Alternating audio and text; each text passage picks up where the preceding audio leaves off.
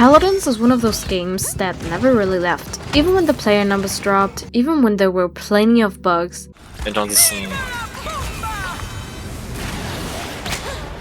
Even when most people stopped talking about it, it was still there. It's 2026 now, and somehow Paladins is still being played. Recently, I even participated in a tournament, which made me think a lot about where this game actually stands today. So in this video, I just want to talk about what it feels like to play Paladins in 2026, and whether it's still worth your time. Paladins can still be genuinely fun, especially when you're playing with friends.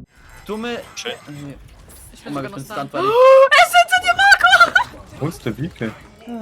If you're aiming to play even slightly competitively, I wouldn't really recommend playing alone. The experience just feels very different. You can still meet people through Paladins, and sometimes even make friends, but those moments are rare now. The player base has grown smaller, yet it's incredibly dedicated to not letting the game fade away completely. Matchmaking, though, is a mixed experience. In casual games, matches often feel random. One game you're placed with a team that struggles from the start, the next you're steamrolling the enemy without much resistance.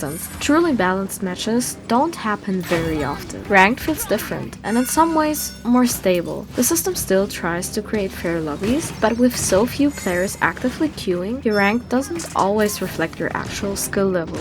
And I think that's exactly why the tournament meant more to me than I expected, because when you mostly experience Paladins through inconsistent matchmaking and smaller lobbies, you kind of forget what the game feels like when everyone is actually trying, when every draft matters, when communication matters, when every small mistake gets punished. And it reminded me why I fell in love with this game in the first place. So, to directly answer the question, is Paladins still worth playing in 2026 instead of just switching to Overwatch 2?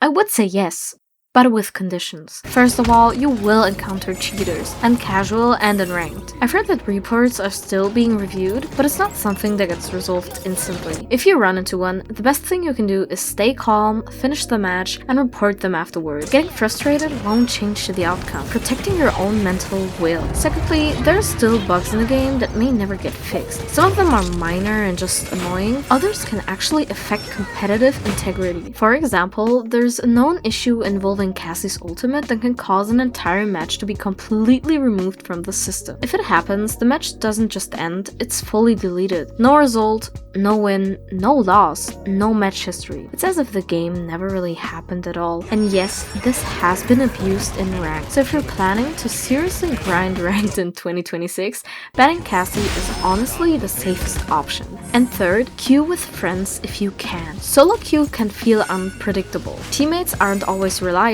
and sometimes matches feel like a gamble. Playing with people you trust changes the experience completely. And if you don't currently have anyone to queue with, I've linked my Discord server in the description. There are still active Paladins players there, and I'd love to build a space where the game feels competitive again. But healthy. Tournaments and scrims, however, are a completely different story. Like I mentioned earlier, they reminded me how good this game can actually feel. When you're playing casual, you don't always fully commit. You queue up, you play a role, but everyone is kind of doing their own thing. In scrims and tournaments, that changes. You actually try, you communicate, you adapt, you review mistakes, and that process, improving together, is what makes Paladins incredibly rewarding. It wasn't even about the outcome for me. Whether we won or lost, I was proud that we genuinely tried, that we cared. And in moments like that, it becomes a little sad to think about how much potential this game still has, and how it feels like Hi-Res slowly moved on from it. Because at its core, Paladins might still be one of the best games they've ever created. And I'm not done with it yet. I'm already working on fixing my mistakes, cleaning up bad habits, and preparing for the Ariku Cup Edition 2. You might not know this, but my team and I almost won the first edition. Almost. We lost to a team that had been playing together for years, and that experience gap showed. But that doesn't discourage me. Well, unless I suddenly get a full-time job before April, the next tournament is in April. So, if you want to see whether we can actually take it this time, make sure to follow, and I'll see you there.